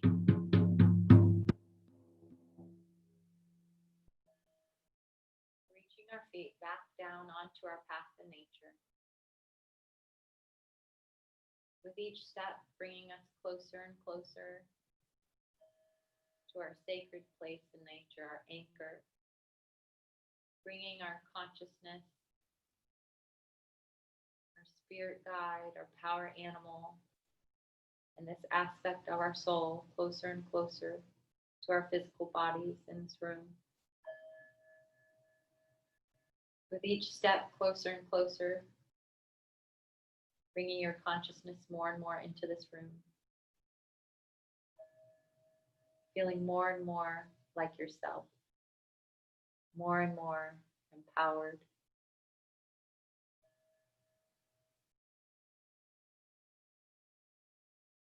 Until finally you reach your place in nature. Turning and thanking your power animal and your spiritual guide for assisting you in this life and allowing you to build a relationship with them now. Thank and release them. When you're ready, bring your consciousness completely into this room and begin writing your experience. Whenever you're ready.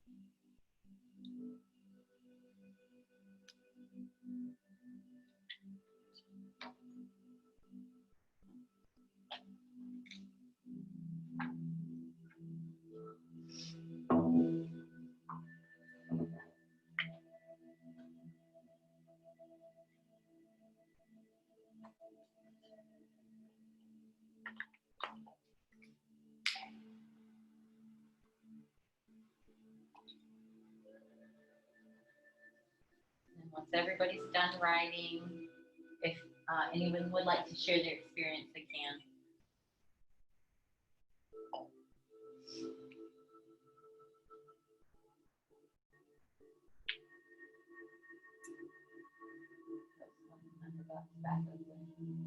That was the one thing I forgot. Everything else I remembered.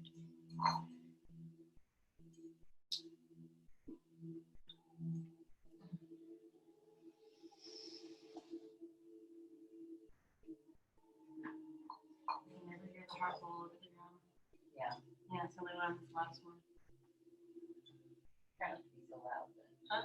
I I try not to too.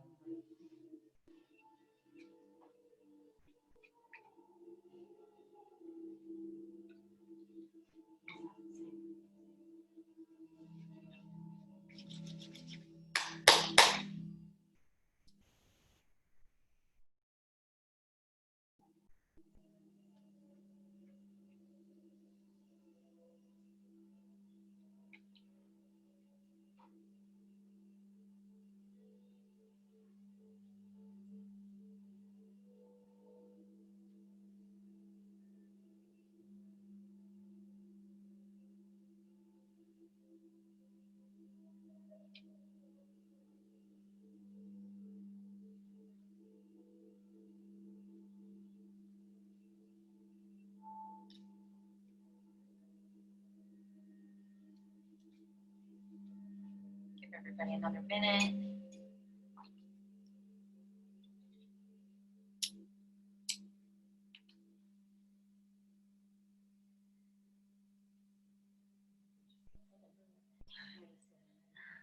Yeah, it goes for a while. So how's everybody feeling? Good? Nauseous. Nauseous? I've heard that before. Yeah. I've heard that before, yeah. When I do like when I do a lot of like back-to-back healings, or if I'm journeying a lot, I will come back and feel kind of like disoriented, almost like not an upset stomach, but like a weird stomach. And it is, we're moving into different vibrations, right? And then we come back into this body and it's Like this is a whole other vibration. This is a super weird feeling, the physical body. So that is common. The more you do it, it's not, the more you get used to it. It doesn't really go away. Yeah. Okay, so would anybody like to share their experience? Oh, come on. I'll go. Awesome. Okay. Just because I did the one that like the meditation with Jackie, so it was kind of, I was curious to see if I was gonna be like attached to what I did before. Right. You know what I mean? Mhm. So because before it was like the same animal, like an orange tiger, the orange and black one. I don't Right. like the tiger one. The Bengal. Yeah. And so that one showed up again, but it was like I tried not to bring it because I was like, I don't want to be attached to that being the same one. Right. You know what I mean? Right. So I get through though, and then there's a lion that came and like his whole mouth was like as big as my face, and I was like, and I was like, are you supposed to be here? And it was like a bad feeling, you know. And so then I accepted the tiger again, and then it was like a good feeling. So then I kept going with it. And before the tiger handed me like a typical like red heart, and then now it was like sparkly stars, and that's like what the cave looks like too. Okay. Like lit it up. Very cool. That's a lot. Yeah. Just like, oh my God, I got things. I love the crazy. Yeah. So spend time pondering, thinking, and journaling about what does lion represent to you? Why would its mouth be open like that? What would that mean to you? Why did you have that bad feeling? Why did you have the good feeling when you had the tiger? These are all questions that you can start being like, what does that mean? Does Get tiger curious. represent more feminine and lion is more masculine? Yeah. Sometimes When I did before, I thought that the tiger was more of a masculine energy, but this time it was very clear it was feminine energy. And the lion was definitely more masculine. Right. Big difference. Yeah. So that's awesome. I like that. Very cool. Anyone else like to share? Can share. I had like a crystal ball of light that led me through the cave. Very cool. I thought that was cool. And I gave the dude some money. At first, Apple came to my mind. I was like, no. I always give him an apple. He's always like, the hell. So I gave him some you money. can't go down? Yeah. And then the waterfall was very peaceful. My bridge was like a tiny plank with like long ropes that went up into nothing. Ooh, okay. Like they just went up so far you couldn't see where Yeah, they were. where they were hanging attached. from. And so I have two animals. The first one was a rat. Very No, cool. he just crawled right up on my shoulder and he pretty much stayed on me the entire time. Wow, yeah. So he was on me the entire time we went up also. Cool. And then the second animal was a black bear. Very A big cool. black bear. And at first I thought it should be the bear and I'm gonna leave the rat. But then no, the rat wanted We were to happy like that. And when we went up, so I set my intention was to be able to give and receive love. Very cool. And I'm very I feel like I have a lot of walls, and I only let people in so far. Right. And I also don't feel like I love my animals more than I love anybody else in the world. Right. That's how I feel. Right. So I'm trying to go beyond that Mhm. and let people in. So when I went up, my key was like a big metal key that looked like a skeleton key. And my gate was a big golden, like a metal gate. So went in and the image I saw was me as a child. Okay. And and then I mean that nothing was there. I didn't get or receive anything. Okay. Just that's what I saw. And then my spirit guide's name was Henry. He's a blonde dude. And then the name Peter popped in my head. So I don't know if there's two there. Okay. and they didn't really give me anything per se, and I don't feel like we traveled. Okay. Everything was kind of black. Right there. Oh, And- black, okay. And even when I was going up, I didn't feel a lot. It's like I just knew I was moving up, and I didn't see a lot. Okay. But images of my father definitely were popping up. Okay. So I think I was given that, and I don't know. My father's passed, so Okay. we went to Peru to the Inca Trail and did a sweat lodge. Oh, wow. And Okay. I cried the entire time. I just wanted to claw my way out of there. I was miserable. And it was all about my father. Yeah. So it was just, that was a bad experience for me and a good experience, I guess. Yeah. But, so I have some work there, I think, and it's exciting.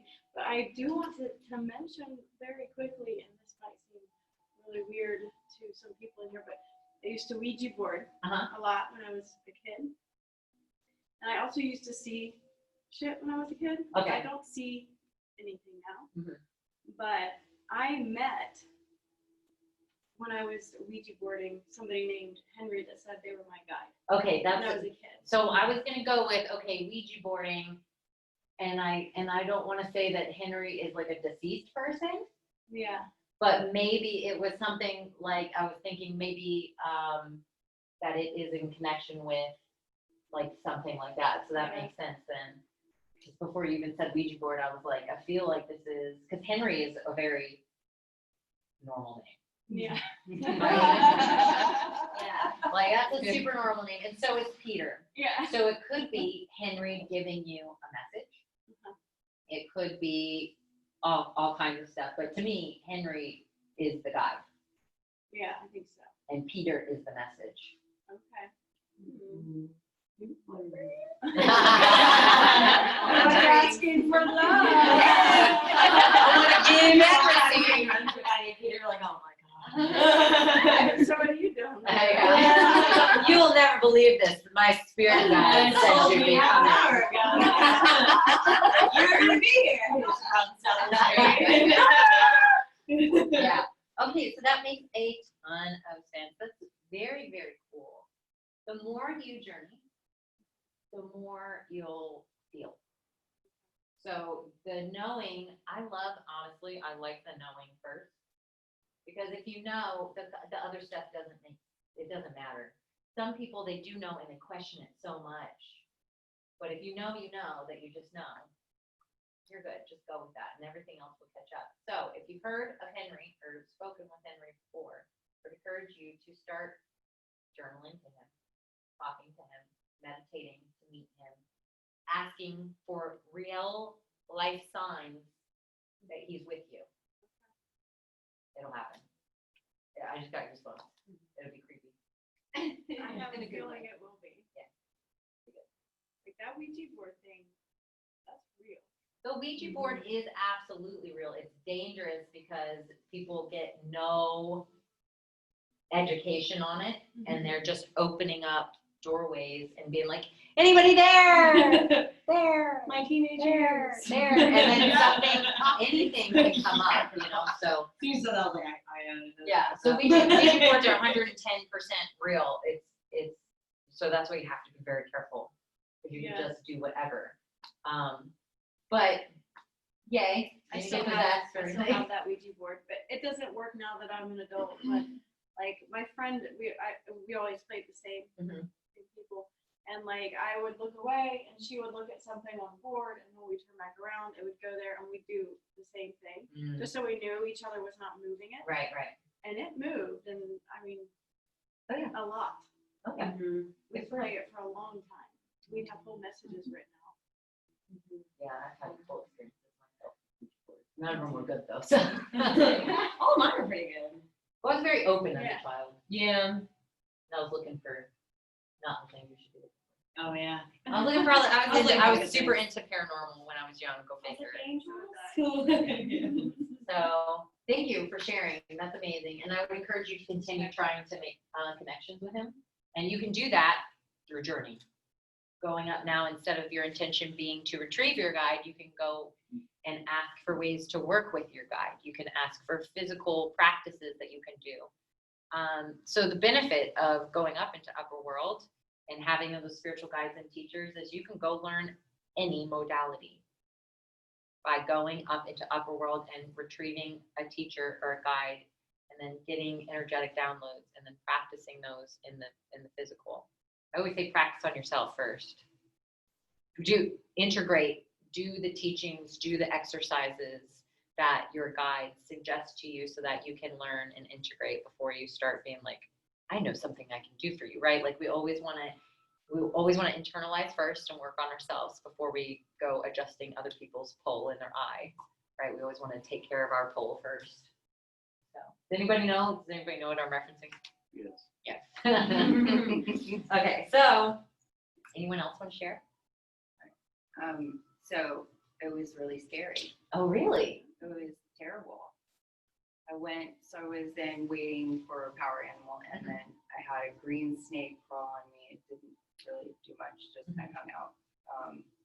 And then all of a sudden I was pulled. It's like dark. It's like this closed off cave thing. And then I was pulled through this door, like by my feet, like nothing was pulling me, but I was going. And then my power animal was horse. And What was it? a horse. And she pulled me out. I ran and I got on her back, and we sped back I was back there way before you guys were. And then when we were up, I looked in the mirror, and my face turned black. And then it turned into, at first I thought it was like a mask, but it was people, different people. Okay. Like old, young. I don't know who they were. Crazy. The first thing that I got is past lives. And then we're in a park, and there's just nothing, nobody. And then there's people like fading in and out. And then there's a little girl that sat on my lap, and she had curls. And her name was Luna. I asked her if she was my spirit guide, and she got up and left with someone else. And then all of a sudden I was pulled, and I just felt like I was moving like through the air, just seeing everything that was going on. And then all of a sudden I'm back. And then I jumped on May's back and came back. That's what it was. But it was just scary. Yeah, it felt very scary. And maybe it's because all the stuff we've been doing. Right. Well, okay. So the first thing that comes into my mind is, again, lower world is of you. If you're being dragged into the deeper aspects of lower world, there's an aspect of you that wants some fucking attention. You know what I'm saying? We already know about those things. You've been working.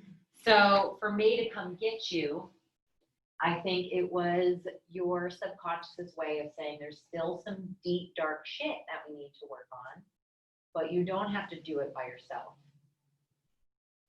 Okay? And Upperworld feels interesting because you saw all the different faces, but Luna, so where did Luna go? She just walked down the sidewalk with this other lady. Okay. So I would encourage you to do this again.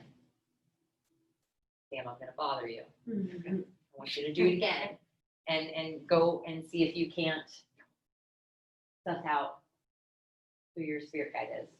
And if you feel as if you're getting She was there when I left. your She spirit was at guide, my place. Luna was there. She didn't talk to me, I feel gave me a hug. I think it's her.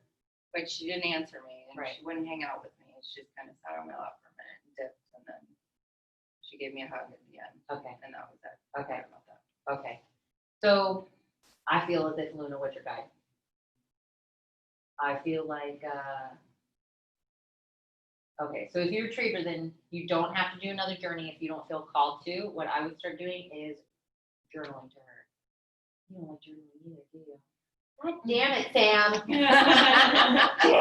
She gives me homework, and I'm like, well, I didn't do your homework, but I did my homework. Yeah. So I really was doing stuff. I'm supposed to do what you're telling me to do. The job of the shaman, I'm not going to be a good shaman if I give her homework and she never does it. My job is to find out what homework speaks to her and she will do. That's my challenge, but it's my job to figure out what that is. I can collage. There you go. Okay, I did I'll see get that. a little vision board. Yeah, so these are alternate exercises that you all can do anytime you need to like connect to something and you're having a problem doing it yourself. I'm always like so more wanting you to go do it than me to go do it for you. I can do it for you. You don't get the experience. You don't get the life-changing experience that you get when you figure the shit out yourself, right? It's still powerful, but it's so much more empowering when you get it. So my job is always to be like, how the hell am I going to get this person to get it? But it's unique to each person, and that's just my ego wanting to be right and figure it out, right? Because it's not really my job to figure it out for you. But as a shaman. So what does work for you? You like the collaging, yeah? I'm visual, so like I like to do things with my hands So, and see things. And okay, I want you, instead of free writing, I want you to free collage. I want you to set the intention that you're going to connect with your guide, and your guide is going to communicate with you through whatever you put on this paper. And then I just want you Yeah. Lots of glue sticks. Yeah. So I want you to, Yeah, right. so I want this to be very open. So I almost want you to like prepare for this for a couple of days or maybe a week where you're collecting things that you really like, but almost make a pile so that you're not thinking about it too much. I don't want you to think, because when you think about it too much, then you analyze and then you cut out spirit. If you just have it there and you just place it really quick and you don't think about it, it's going to be more free flowing. Does that make sense? So put on some music, have a glass of wine, have all your stuff ready, and just and have fun and let yourself open up in that way so that she can communicate with you in that way. Water too. That's good. For every 2 sips of wine, you get a sip of water. So the 4 of us went to teacher training together. Oh, right. And the 5 of us are super close. And hi. Now you're super close too. That's Matt. He comes to all the studio classes. Oh, cool.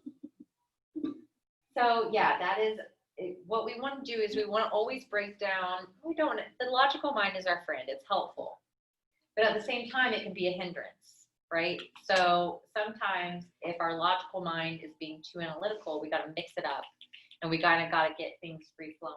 So having fun and being too serious, they don't go together sometimes, right? So if you're ever having a hard time connecting, don't get more serious, because that brings you down. Get happy, laugh, watch a comedian, listen to a song you love, dance, like do something fun. That will raise your vibration, and then it will help you connect easier. When you're darker, it's easier to get places. Sometimes. So, for example, right, if I'm doing some really a deep extraction on someone has like an attachment, right, and it's not a demon, because that's super duper rare, but it's like a lower level entity or something, right, that's attached, that loves your energy, so it attaches itself to you. I am not going to fight fire with fire, right? If it's mean and nasty and I'm mean and nasty, I'm not going to get rid of it. I'm going to make it worse for you. But if I go in there with firmness and compassion, sometimes I can, what's the word? Barter. Sometimes I can coerce. Sometimes I can say, I'll take you to heaven. You can leave here. You don't have to stay here. I know that this person seems nice and shiny to you and makes you feel good, and you think that you need this person's energy, but if you're with source or if you're in the oneness, you don't need her. Instead of get the fuck off of this person, she doesn't belong to you, then, right? So sometimes you do need to be somber. Sometimes you do need to take things seriously, but not always. Sometimes if you've tried that and it ain't working, you need to go the complete opposite route and go have some fun and lighten up. Why do you think kids are so connected? Why do you think it's so easy as a child to see and accept? And it's because we're so open and we're so high vibration, and then we come down. So, but yeah, sometimes it is needed to be dark, but not always. None of it. So does anyone else want to share? It's okay if you guys don't want to. We're over time now, so now I'm just keeping you to keep you. But if someone feels like they want to share and you don't want to do it in front of everybody, that's fine. You can always message me if you guys want any input. After you spend some time with it, I'll be happy to give you my opinion. And I really do encourage you guys to continue using this. This is a tool. It's not just a for fun thing. It is definitely for fun, but it's powerful. It's life-changing. And if you guys have any questions, I encourage you to reach out to me. There's a couple different ways that you can connect with me. I'm going to continue teaching at Kula as much as Kula will let me. So we're working on a retreat, possibly. Ooh, so you guys can all come. Yeah. So we're working on a retreat. We have workshops that we're working on for the journey, advanced workshops where you would do like a full day, where you would go to lower, middle, and upper world and learn different ways to utilize that. And then you can always work with me 2-on-1, because it's not really just me. I have my amazing business partner and assistant, and when we do the shamanic work, Callie, and she assists me in all of my healing. So I do offer shamanic counseling, shamanic healings, mentorship, and all that jazz. The best way to find me or to get more information about what we're doing, because we're constantly doing all kinds of stuff, is just to follow me on Instagram or Facebook. And then that way you can always message me or reach out and see what's going on, or if you ever have any questions. I also love to connect with you guys on Instagram and Facebook, because I'm big on, hey, I have this amazing source that I love. You got to check it out. Because I have a psychology background. I actually was in psychology first before I got into shamanism. So they're incredibly connected, and I'm very big on doing the healing side of it, but also the self-healing and therapy aspect of it too, and working our mind. So I love sharing and connecting you guys with other accounts and other resources that are going to help support you and empower you and being your own self-healer. Because that's really my goal, is to empower you guys to heal and to find your purpose and to find your happiness. Because when you do that, then other people start asking you what the hell you're doing, and then slowly everybody gets happy. And the world becomes a better place. It just happens like that. So, yeah, I really encourage you guys, if you'd like to, before you take off, meet with me so that we can exchange contact information, or if you want to share in a private way, you can share with me on that way as well. And then the next time we're coming, I need to speak to Jackie, but it'll probably be next month. I do the shamanic healings, and because we came here today, we went to people's houses and did the healings at their houses today. So if you guys are interested in stepping into that option, we can schedule that for the next time I'm in town, or you can always come to me. It's an hour away. But I have my own healing room. Really man, makes me want to try now. So yeah, thank you all so much. I appreciate you. Beautiful. No, Thank you. Thanks. Thank you. All right. Done, boss. Good. Get in the comments. Thank you. You're welcome. Thank you. And I know I didn't really get to talk to you much either, but if you have any questions, you can always message me directly, either on Facebook or Instagram, and you can we can exchange contact information. Oh, Instagram. What are you on Instagram? I am @_awakened woman. So AWAKENED WOMAN. Cool. I will check it out and stay in touch. Awesome. Thank you. All righty. I'm going to go ahead and close this out, and you let us know if you need anything else. Okay, hon? All right, thanks. All right. Bye-bye. Are you going to be in the same room with all these people? Yes.